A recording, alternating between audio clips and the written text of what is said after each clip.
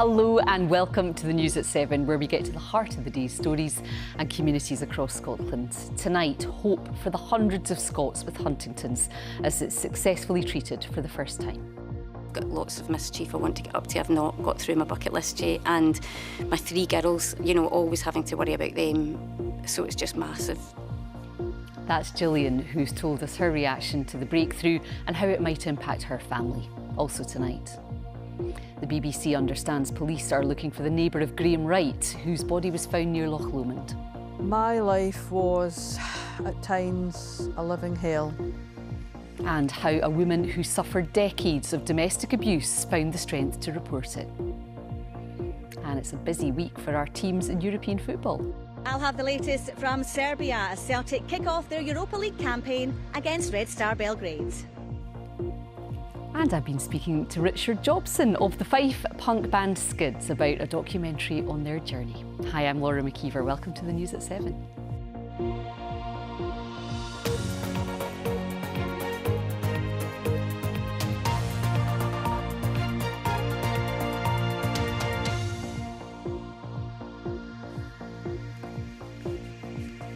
There's some hope today for around 800 people in Scotland who have Huntington's disease after it was announced that it's been treated successfully for the first time.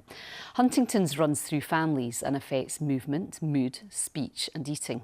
It can resemble things like dementia, Parkinson's and motor neuron disease. Now, teams at University College London carried out a type of gene therapy using delicate brain surgery, taking 12 to 18 hours. They said the treatment managed to slow the disease by 75%. The BBC's medical editor, Fergus Walsh, spoke to them about the findings.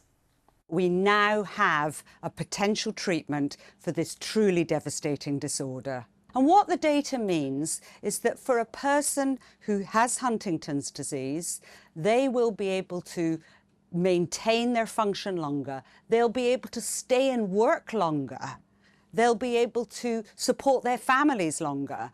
They'll be able to be independent. So it will give them more years of living a good quality of life. Now, if one of your parents has Huntington's, there's a 50% chance you'll inherit the altered gene and eventually develop it too. So this research offers hope for generations of families affected. Gillian McNabb, who's a nurse, cared for her mother who had Huntington's, and she herself has the faulty gene. I met her earlier and asked what this breakthrough means for her and her 3 daughters.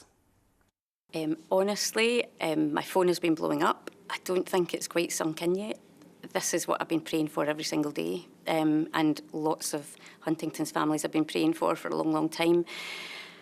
I don't think it's quite sunk in. It just feels like a dream, because so many people have had to live with this, are dealing with it every day, being hands-on carers, knowing that they will also go on to develop this disease. It's just, I think probably everybody's in a bit of shock, and I suppose we're also a little bit cautious. Is this actually happening? Is it going to be accessible? It's obviously quite an intense treatment.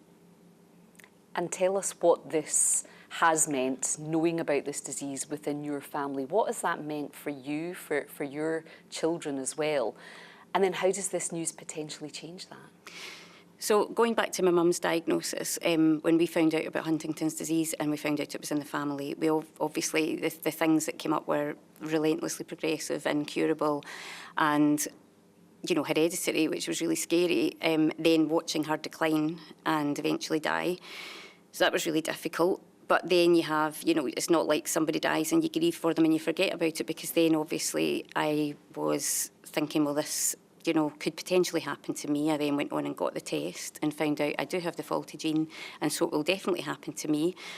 And then I had my children, so then I had to consider my children also, because they also have a 50% risk. So it's gone from being relentlessly progressive, nothing at all available to slow it down, to stop it. It's just inevitable, and it's a sort of thief that steals your whole being. I've got lots of mischief I want to get up to. I've not got through my bucket list yet. And my 3 girls, always having to worry about them. So it's just massive, massive to think that, they'll have a brighter future and maybe not even have to worry about it at all. How did your daughters react when you told So them I about phoned this? them, yes, so there was a lot of sort of screaming, and my phone's been blowing up today anyway with family and friends. But yes, they're sort of, they range from 18 to 24, so the word slay came in, you know, they use that all the time now, but they are very excited. And obviously, I talk to them about it and I ask them, is this something that worries you, you know, does it prey on your mind? And, you know, they stay very positive, but yeah, obviously it does. And they know that I'm positive and that's why they're so positive, but there's being positive and there's always having at the back of your mind when something changes, is this the start of, you know, is this the start of the symptoms? Is this going to change me? Are things going to become more difficult? Am I going to have to give up work? You know, so they've always been my biggest cheerleaders, and yeah, but there will be a lot of celebrating with my girls for sure, because this, as I say, I don't just worry about me. I'm not really worried about me. I'm more worried about them. Would you take the surgery if it was offered to you? Absolutely. 12 to 18 hours doesn't scare me. I'm heavily involved in research, so absolutely. I've always said that if there's anything at all that's going to improve my quality of life and let me live longer, let me do more, absolutely, I would give it a try. Well, here is hoping that there is a much more hopeful future, and we're really grateful to hear your story, Gillian. Thank you so much. Thank you so much. Thank you too for joining us on tonight's News at 7. More to come in the programme, including the documentary about one of Scotland's best-known punk bands, Skids. And it's been another decent day of weather for many. What does the weather have in store over the next few days? Stay tuned to find out more.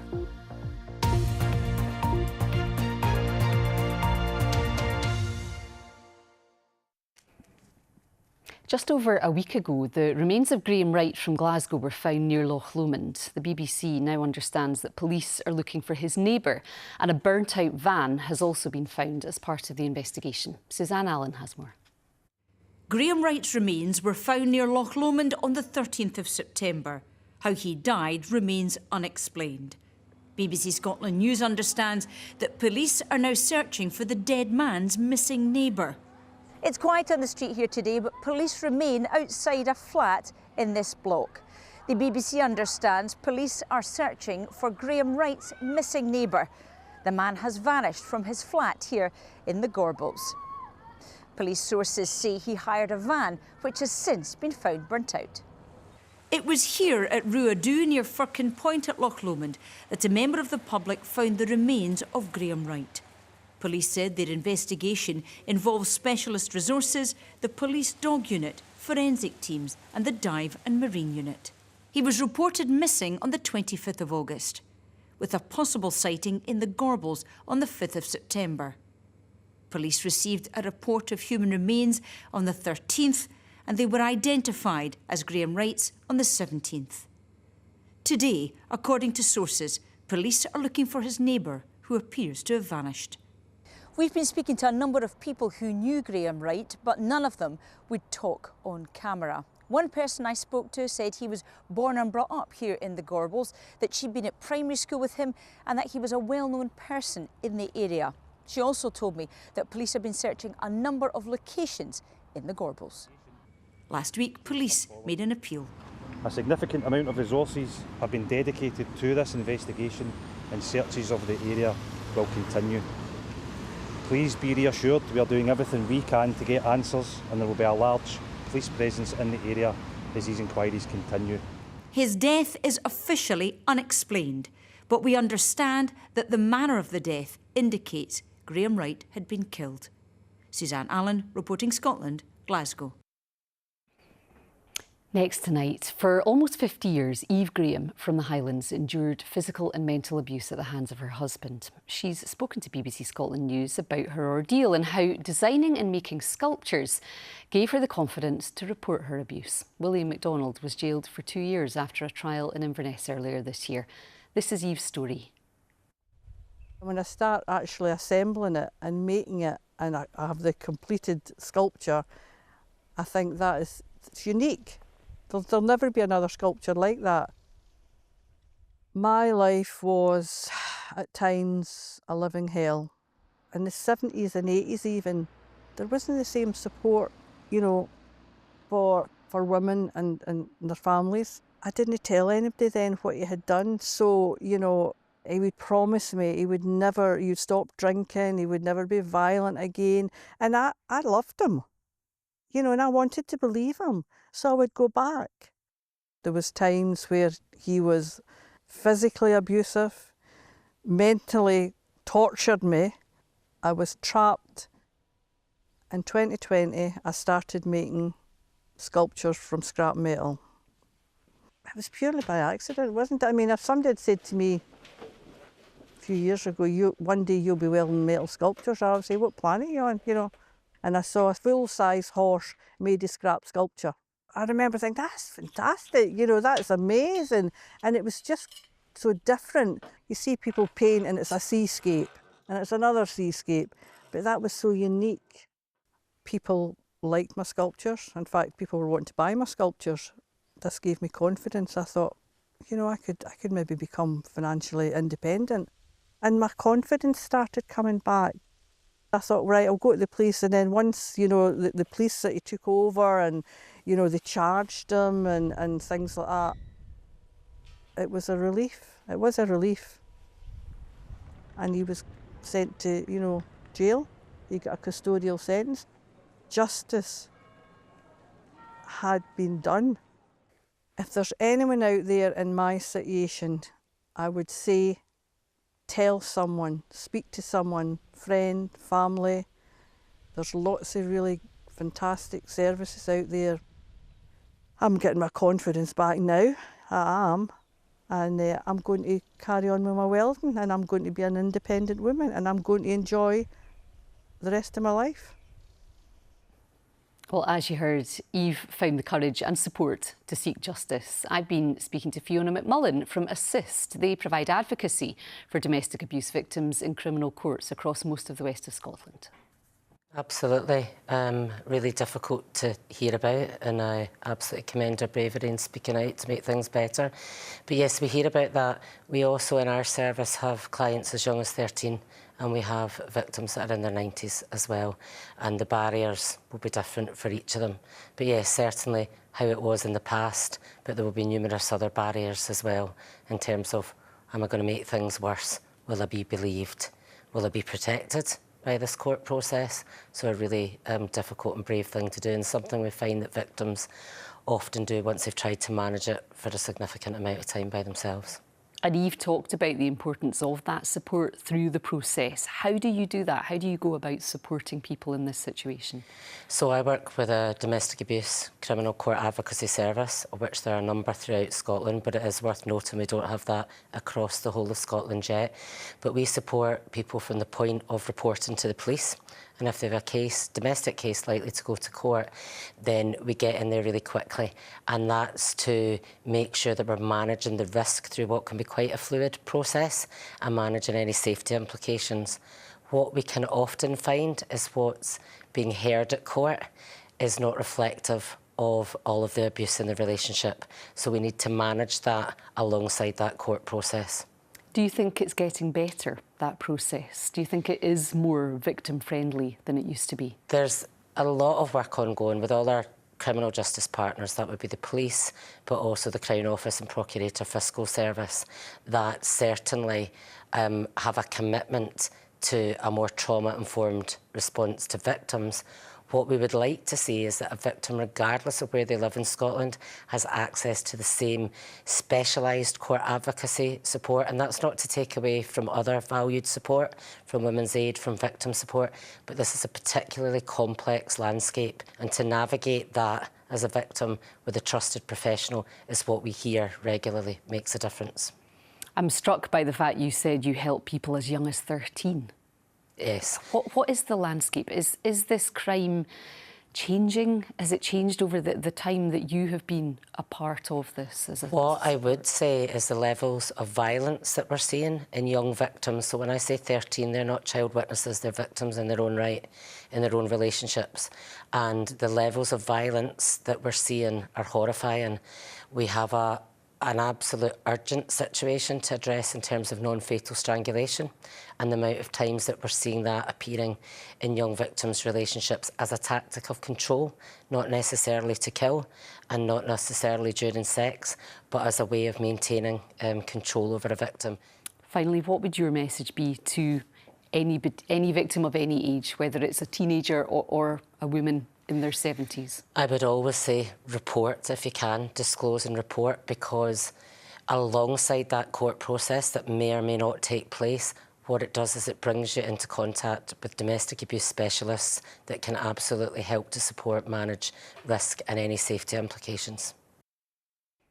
That was Fiona McMullen speaking to me earlier. And if you've been affected by anything that we've just talked about there this evening, details of organisations offering support for victims of domestic abuse are available at bbc.co.uk/actionline. Or you can call for free at any time to hear recorded information on 0800 888 809. Right, time to get a roundup now of stories making the BBC News app in Scotland. A bus driver ran over and killed a Glasgow businessman crossing a road on his daily walk. Amarjeet Singh admitted killing Scott Willies by careless driving on Great Western Road last year. Scottish ministers have acted to ensure a proposed law giving every schoolchild a week of outdoor learning can move to the next stage. It's believed it could cost £40 million a year. Health and social care services in South West Scotland are facing a record forecast deficit of £58 million. Dumfries and Galloway's Integration Joint Board needs to save £30 million. A hydroelectric power station in Argyll's been evacuated after a reported explosion. Emergency services were called to the Cruachan power station at Ben Cruachan yesterday evening. Scotland's only indoor ice climbing centre could reopen under a new operator in 2027. The Ice Factor in Kinlochleven closed in 2023 over a dispute around unpaid rent.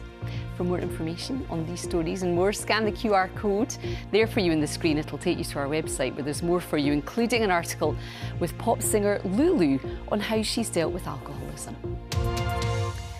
Now, pupils will return to Perth High School tomorrow after an impromptu few days off. A power failure caused the closure of the new £80 million facility. Perth and Kinross Council say this has now been rectified and they've apologised for the inconvenience caused. Louise Cowie reports. The new Perth High School opened its doors on the 21st of August. It was built at a cost of £80 million to replace the previous high school and built as a modern education facility. On Monday, it emerged that pupils had been sent home because of a power failure. Perth and Kinross Council initially said it would reopen as normal on Tuesday, but the local authority later issued an update saying there had been a recurrence of the fault and that the school would remain closed until Thursday while repairs were carried out. Around 1,500 pupils attend the school. This afternoon we've spoken to a number of parents about the closure. Some have put it down to teething issues and were understanding. Others said that given the amount of money spent on the school, issues should not be cropping up so soon. Well, this afternoon the council issued a further update to say there had been a recalibration of equipment in the site's energy centre and that there had been a stable power supply for the past 24 hours. The council apologised to those affected and thanked everyone in the school community for their patience. Supported study sessions are now being offered to pupils affected by this week's closure. Louise Cowie, reporting Scotland, Perth. Still to come, we have got the weather with Kirstine, and we also speak to Richard Jobson from the punk band The Skids on the new documentary about them. But first, it's time for sport with Kenny.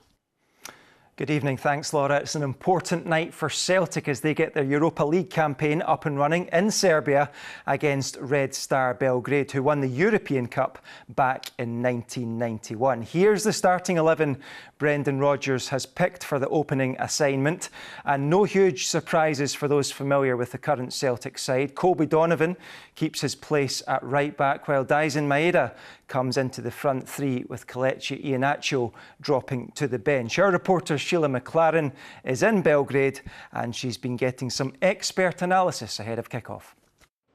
It's a huge night here at the Rajko Mitic Stadium. Two teams with big European pedigree going head to head.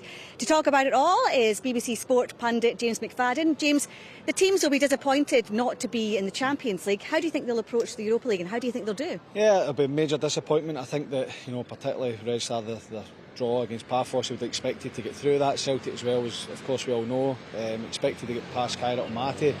But they're in a competition now where we saw Celtic last season doing really well in the Champions League, advanced it to knockout stages. They will be looking to go and be successful in this group, as well as Red Star. They'll be looking to do the same. So I think as much as they don't want to be in this competition, it's a chance for these teams to potentially go further into the competition in Europe, and who knows, go and be competitive in it.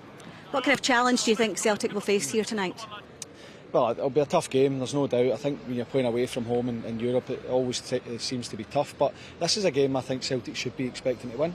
As tough as it's going to be, as difficult the atmosphere is going to be, it's a game they expect to win. But the performance levels, I think, have to be better than what they've been domestically. Although they've only conceded 1 goal and haven't lost a game yet, I think that they'll need to up their levels in terms of intensity tonight. But it's a great place to play football.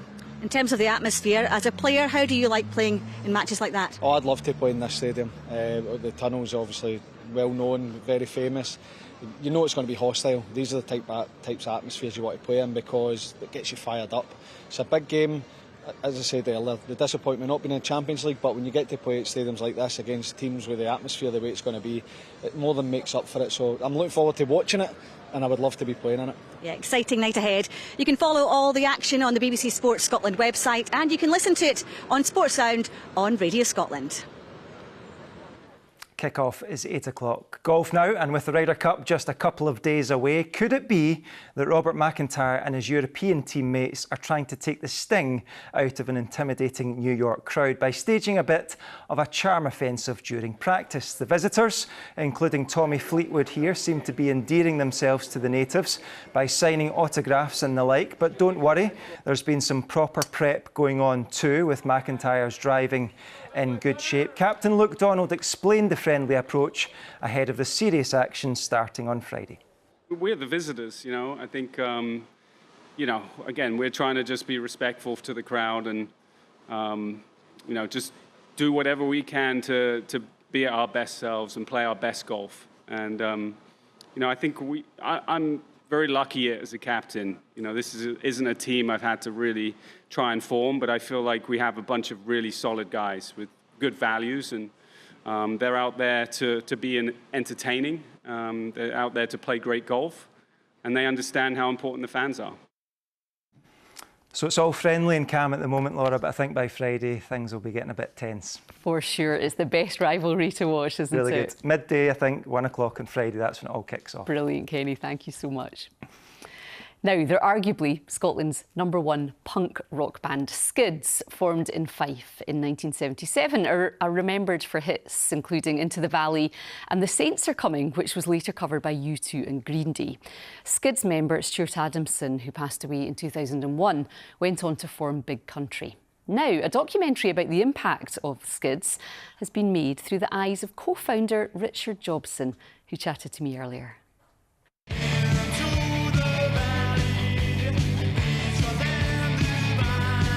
I come from the deep mining communities right in the heart of Fife. My writing partner, Stuart Adamson, came from Dunfermline, where we were based. So we were kind of slightly different from the other bands that were coming out of Scotland at the time, who were more kind of art school influenced. And I think we were maybe more politicised than a lot of the other bands, with a small p, I think. But we kind of certainly had a different energy to them. And so many people, of course, will remember Stuart and will know about Big Country as well. How much was being from Fife a part of who you guys are? I have to, at this point, also point out what you're wearing today, because the first thing I spotted was that you're wearing a Dunfermline athletic strip. How important is that? Dunfermline's been a key part of who the Skids are, so much so that Dunfermline Athletics still come out every week to their home games, to Into the Valley. I think the connections go on and on and on, and it's something we are immensely proud of. Fife doesn't quite get the attention that, Glasgow, Edinburgh, Aberdeen and Dundee get, but it should. How do you reflect on the contribution that you made to punk? Instead of copying the sounds that were coming out of London and maybe New York, because we had this incredibly skilled guitarist, Stuart Adamson, he created a sound that was unique to the Skids, and that's what made us different. His sound, it was Stuart that was the key to it. And then the two of us had this incredible energy on stage together. You must still miss him, Richard. I met Stuart when I was 15 years old. We were kids, really. And he was like a big brother to me. He looked after me and he encouraged me to write words, which he put to music. And some of those songs still really work to this day. So, you know, Stuart's got a big place in my life. And I you know, when we play live, like, for example, we're playing Barrowlands next year, I just hope he's looking down with a big smile on his face that we've kept the spirit of the Skids alive. I can't fly through the air like I used to do, sure, but I still hit that stage with a, you know, with a deep joy in my heart. Well, I'm sure your fans will be so looking forward to seeing that too, seeing you perform live again. Finally, on this documentary, how did you feel watching that? Well, it was interesting to see the archive material of when I was, you know, 16, 17, 18 years old on top of the pops. And there was a kind of cockiness and arrogance that I'm slightly embarrassed about now. And also some of the choice of clothing was borderline idiotic. But, you know, that all comes into the foolhardy beauty of being a young kid.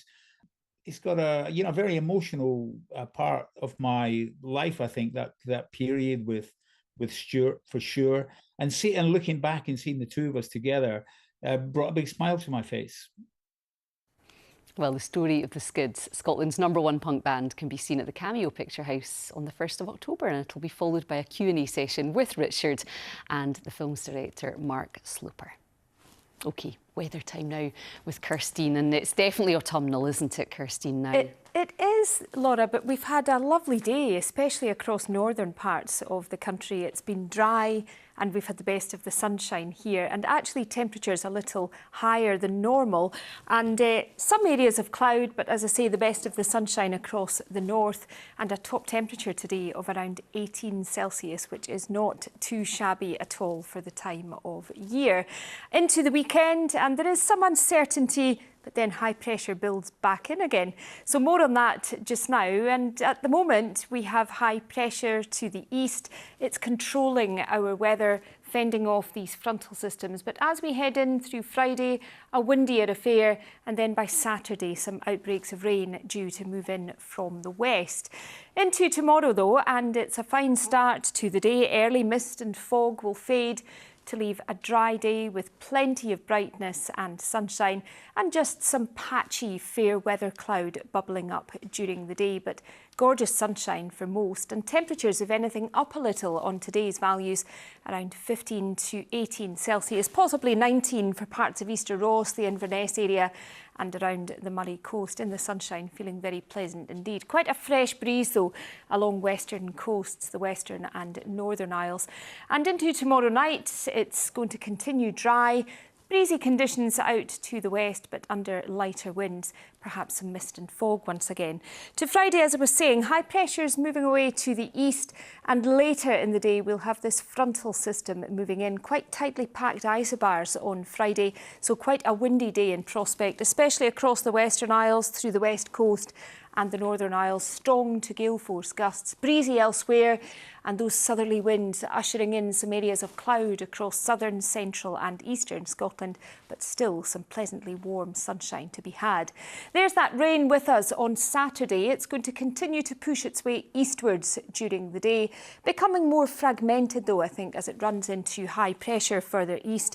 And then on Sunday, we're into drier, clearer conditions once again, the last of any rain continuing to pull away. Some bright or sunny spells, but temperatures for us down a notch on Saturday and Sunday. And as I was saying, that rain is really a blip in proceedings, because as we head into next week, high pressure is going to build back in, settling things down. Laura? It's almost October, isn't it? I can't believe it. Yeah. Kirstine, thanks. And thank you so much for joining us tonight. There is more on all of our stories over on the BBC News Scotland website. We're back here tomorrow night at 7. Sarah McMullen will see you then. Night night from all of us.